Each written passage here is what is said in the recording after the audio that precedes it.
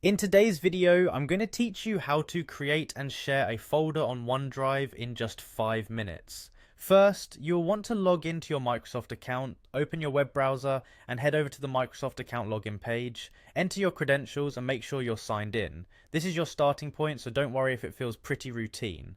Next, once you're logged in, locate the apps launcher at the top left corner of your screen, a grid icon that opens up a list of Microsoft applications. From there, select OneDrive. It's a secure cloud storage service by Microsoft where you can store and share files.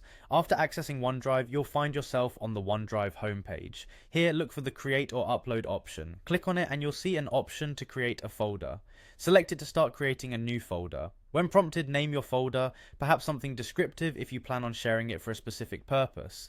Giving it a clear and concise name right now will make it easier to find and refer to later. Once that's done, click on Create to finalize the folder setup. Now that your folder is created, navigate to the My Files section. This area shows all the files and folders stored in your OneDrive account. Locate the folder you just created and select it. When you have your folder selected, look for the Share option.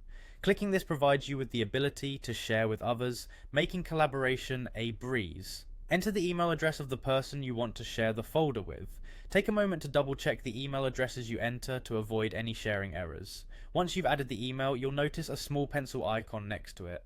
Click on the pencil icon and you'll be able to set permissions, like allowing the person to edit the files within the folder.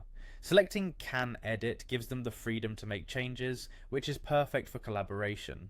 After setting the appropriate permissions, you can either click on Copy Link or Send.